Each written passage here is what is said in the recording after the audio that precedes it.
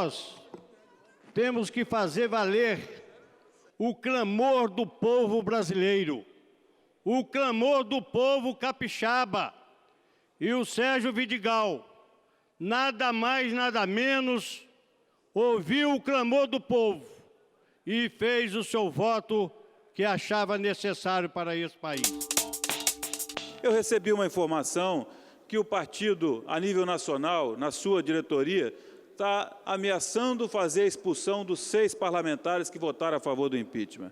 Olha, essa condição constitucional do voto, na sua interpretação, não tenho dúvida que isso vai ser discutido e vai ser ganhado em juízo. Mas o nosso deputado federal, que muito nos honra, nosso presidente Sérgio Vidigal, votou com a população do nosso estado do Espírito Santo e tem todo o nosso apoio, e nós estamos aqui para poder lutar, porque ninguém vai tomar partido, porque partido não pertence a uma só pessoa, e nós estamos juntos, lado a lado, ombreado com ele, nesse sentido.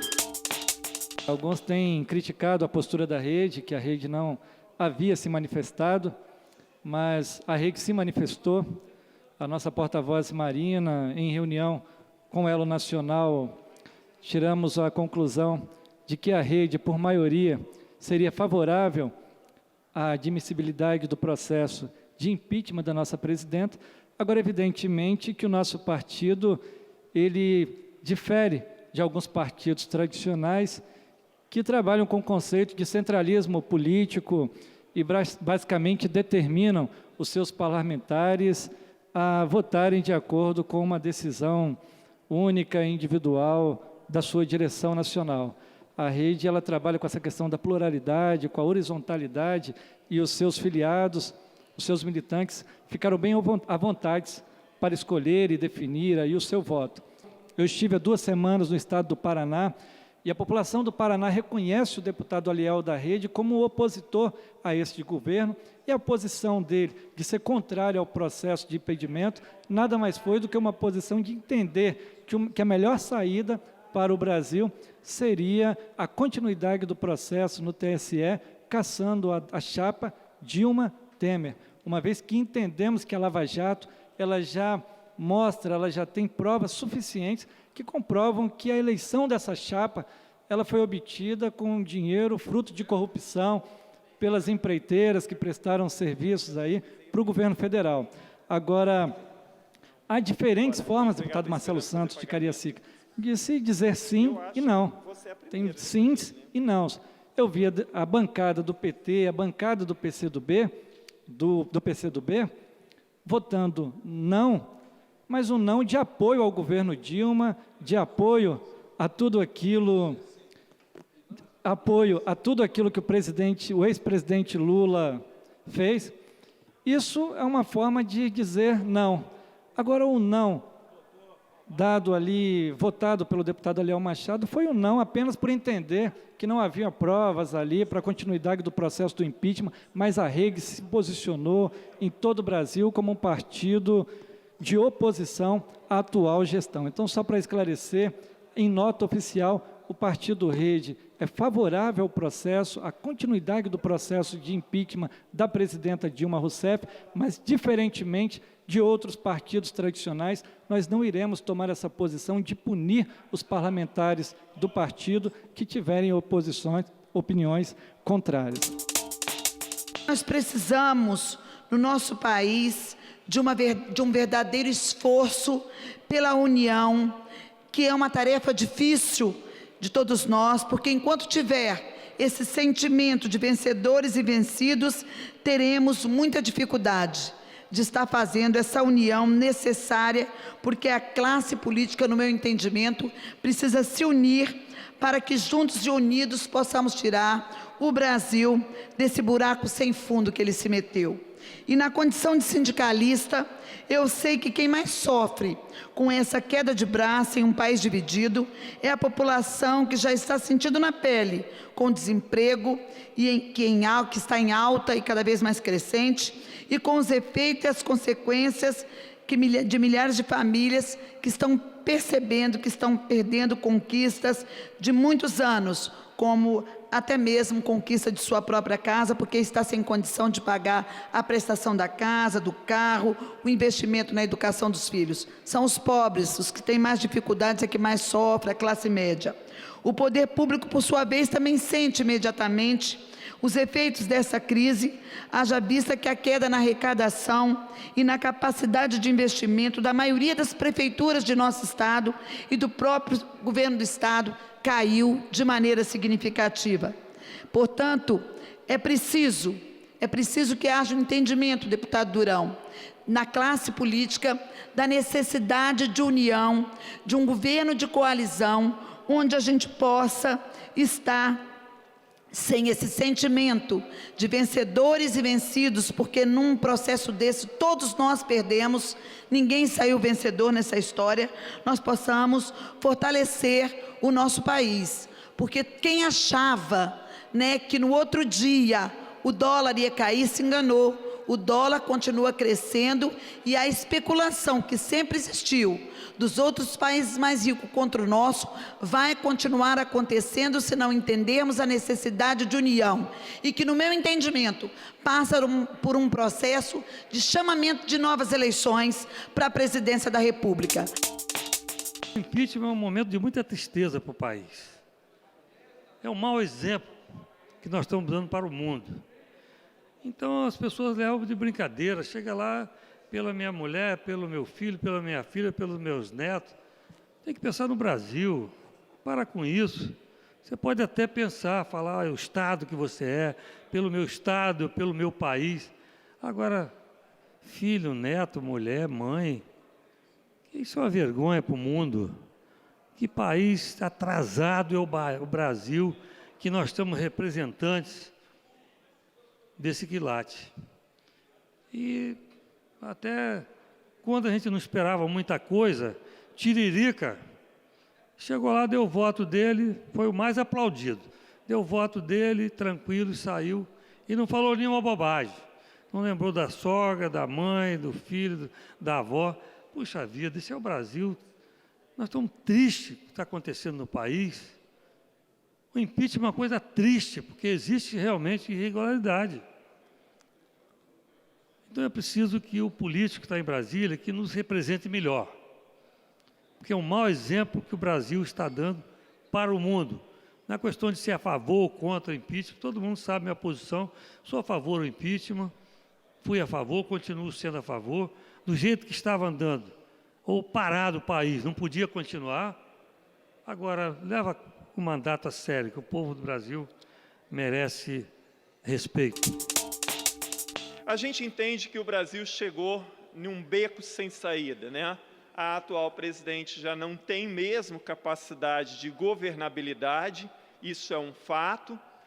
Agora, fato é também a gente analisar, e eu entendo que não tem outra saída, mas imaginar que se troca a presidente pelo vice-presidente, quer dizer, se joga na mão do PMDB, então, a direção do país, se esse processo continuar no Senado, obviamente.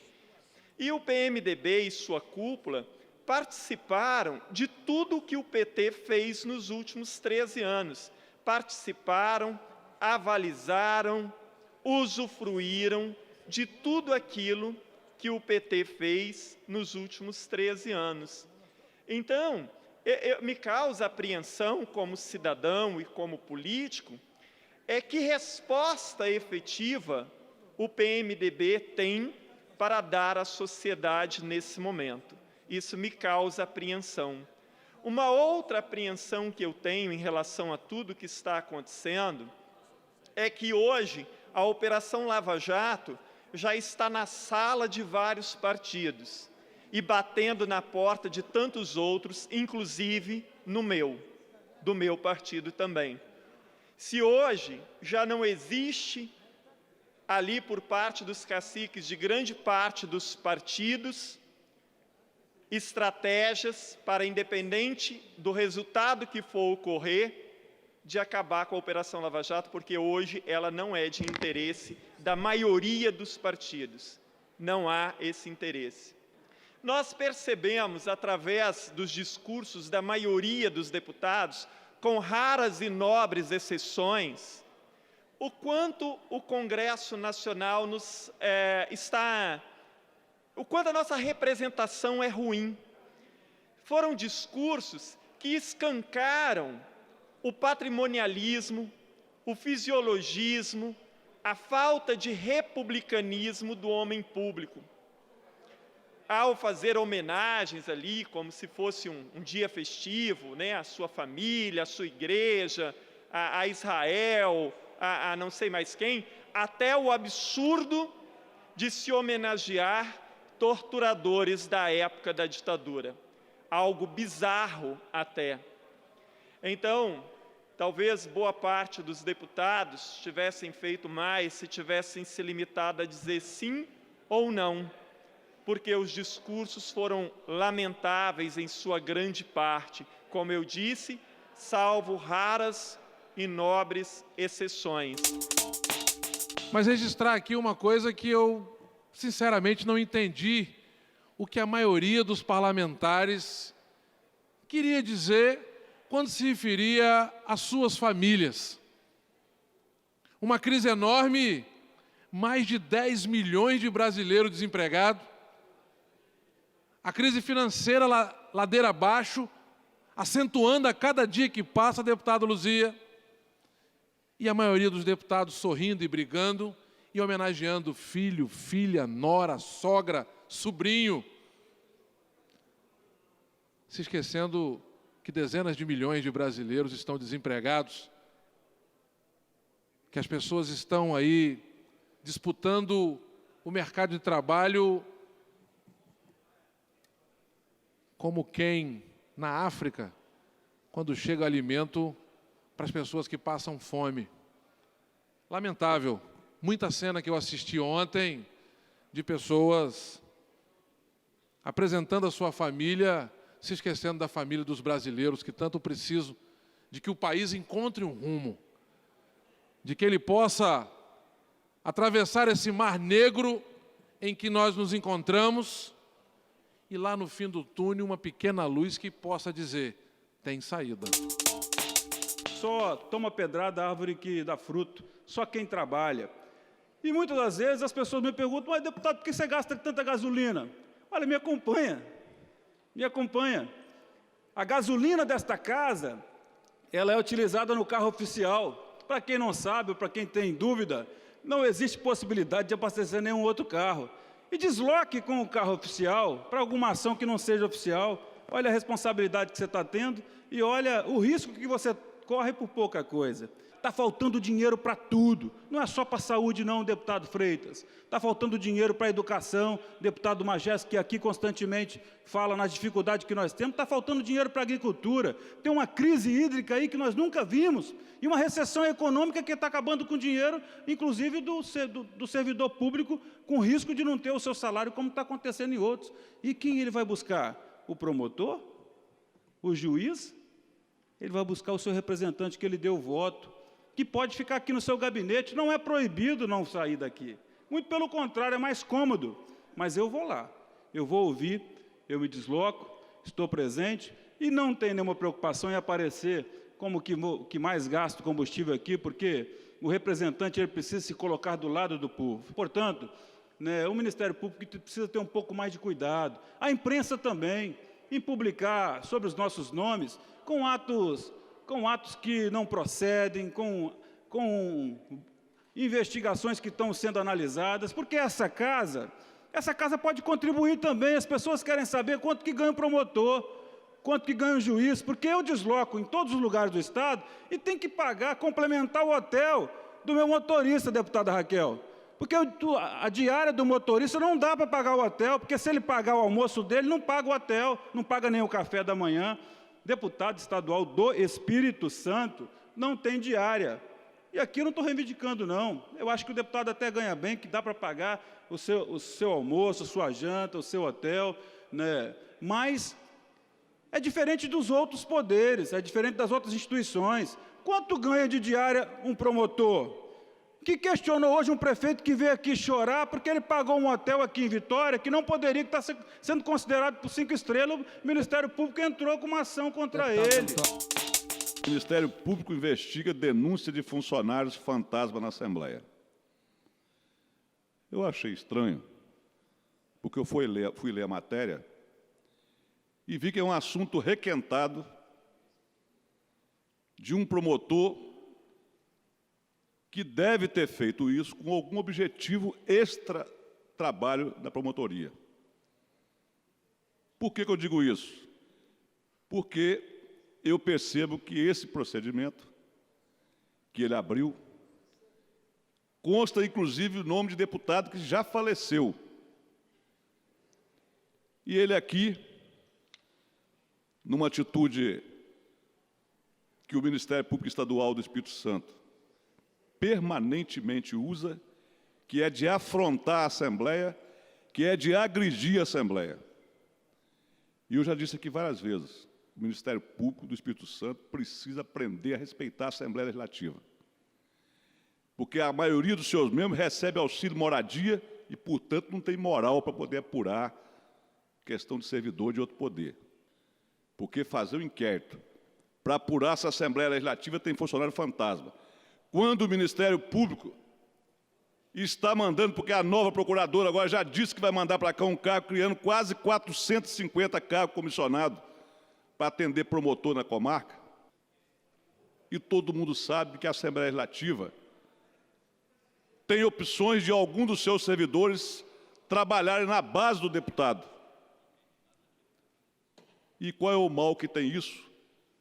Se nós temos também no Poder Judiciário, no Ministério Público, servidores de comarcas que estão nomeados e estão aqui.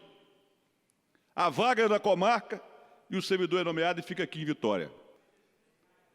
Agora, esse ano vem para cá o orçamento do Ministério Público. Nós temos que começar agora a ver quanto é que eles gastam com o pessoal, quanto eles gastam com terceirização, por que eles têm motorista lá no Ministério Público, só contratado, não tem concursado. Ninguém aguenta mais isso. As informações estão no site da transparência do Ministério Público. É obrigação todas as instituições cumprirem a lei de transparência. Todos os deputados aqui sabiam que tinha investigações em curso. Fizemos reuniões aqui em colégio de líderes. Ninguém aqui pode falar de forma com hipocrisia, dizer que não tinha informação. Agora, o que está fazendo o Ministério Público? Dando sequência no seu trabalho. Não sei quais as providências serão tomadas. Não sou promotor, não sou inclusive advogado, estou tentando concluir a minha dita faculdade de Direito. Mas entendo que não houve nenhum tipo de promoção. Houve, deputado Luiz Durão, houve, deputado da Vitória, uma sequência de um trabalho. O Ministério Público tem boa relação com esta casa e com a maioria absoluta de todos os deputados. Assim como o Tribunal de Justiça, assim, deputados, como nós não nos acovardamos, como problemas chegam aqui para nós, e nós sentamos com todo mundo, como o problema do Tribunal de Justiça, como a questão do Tribunais de Conta, a questão do governo. Esta casa não se omite, esta casa é presente. Esta casa é altiva, esta casa, ela participa da vida institucional, como é cabível para qualquer parlamentar receber toda e qualquer instituição, representar esta casa em toda e qualquer instituição, bem como receber qualquer cidadão do Estado do Espírito Santo. Nós vamos lá na Foz, o deputado Zé Esmeralda, é o secretário executivo da nossa frente parlamentar em defesa do Rio Jucu e Santa Maria. Nós fomos lá no primeiro nascente, o último lugar, da Boca da Barra até São Paulinho do Aracê, ver onde nasce a água do Rio Jucu. E lá nós pudemos tomar água na folha de inhame. Mas, deputado Zé Esmeralda, nós já combinamos, nós vamos lá, aonde chega a água, lá na Boca da Barra. Mas nós vamos levar o Ministério Público, nós vamos levar a CESAM, secretário do Meio Ambiente, enfim, todas as autoridades, para ver como é que trata a água do Rio Jucu, de lá de cima até cá embaixo. E a água está acabando, e ainda não começou o inverno, vai piorar mais ainda a seca. E nós temos que olhar isso com bastante preocupação. Ninguém gritou mais aqui com relação à nascente, proteção, do que o deputado Zé Esmeraldo. Então, por isso ele está nessa frente parlamentar em defesa do Rio Jucu e Santa Maria. Esses dois rios matam a sede de mais de 1.700.000 pessoas aqui na Grande Vitória. Então, é uma preocupação muito grande. O que realmente abastece os nossos rios não é somente a chuva, mas que dá realmente a sustentabilidade hídrica que nós estamos lutando aqui neste parlamento, defendendo a todo momento, é a questão, por exemplo, da recuperação de nascentes e preservação das nascentes.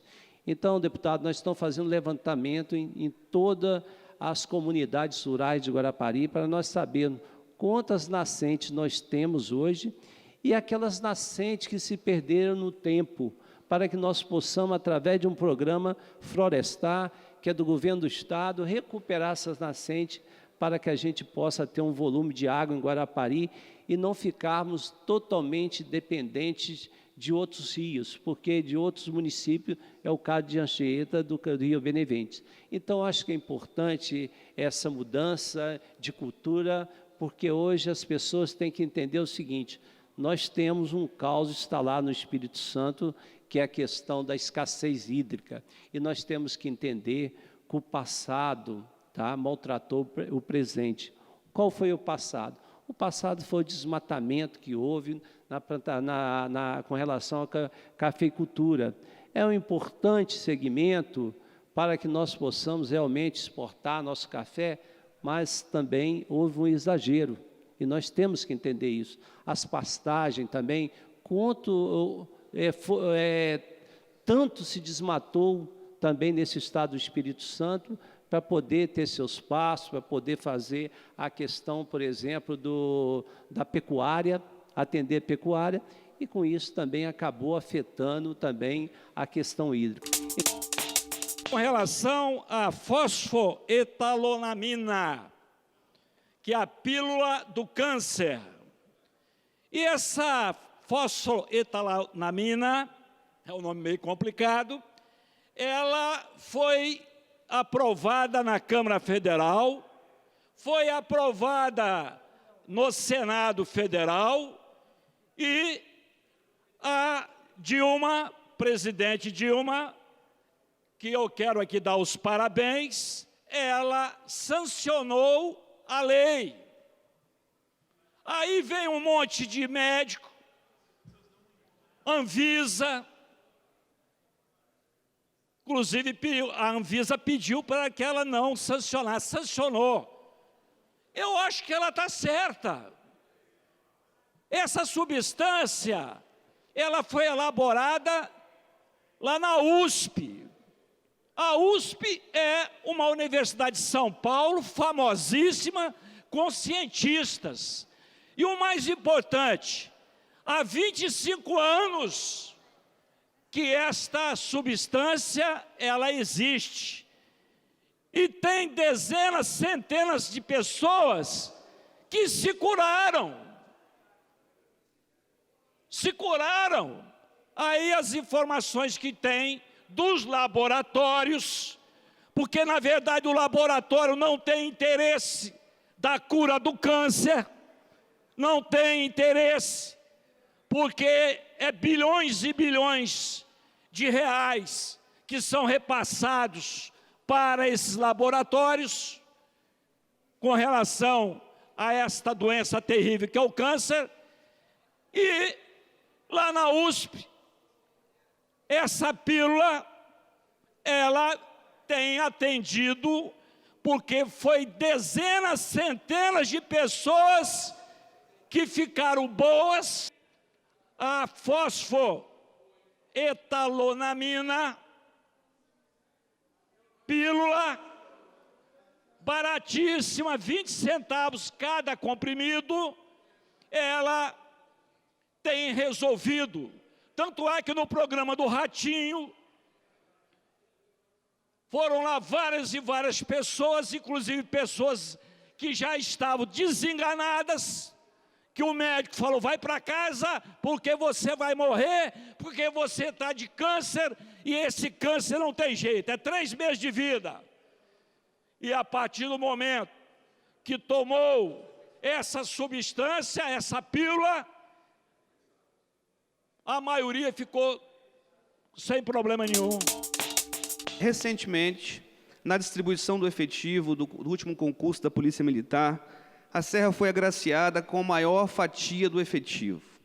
Para vocês terem uma ideia, há pouco mais de 3 anos, nós tínhamos, em média, 450 policiais para fazer o policiamento de quase 600 quilômetros quadrados e de mais de 500 mil de habitantes.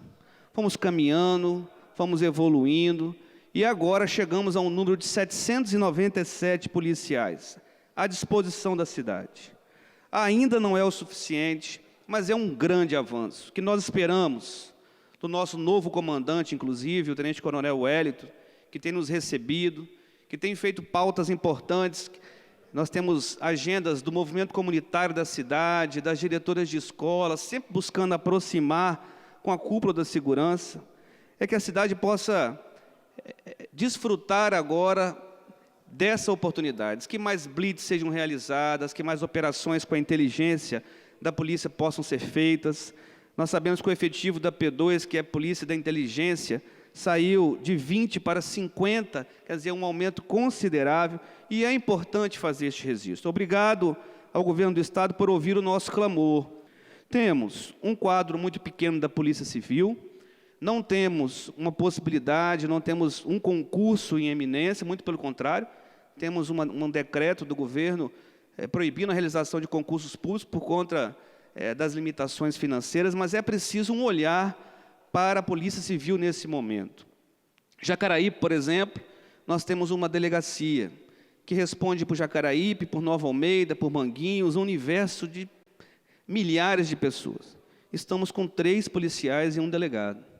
2 foram cedidos para a delegacia de Novo Horizonte. Então, é preciso um olhar agora para a Polícia Civil, é preciso um olhar agora, nós vimos esses dias uma bela lição da Secretaria de Segurança, quando puniu a empresa vencedora do certame, que está atrasando a entrega das viaturas. Isso é um absurdo. E o governo puniu com uma multa de quase R$300 mil, porque estamos com problemas de viaturas. A informação que eu tenho é que temos apenas 16 viaturas rodando em toda a cidade da Serra. Então é preciso acelerar. São os novos desafios. Vocês pudessem prestar atenção.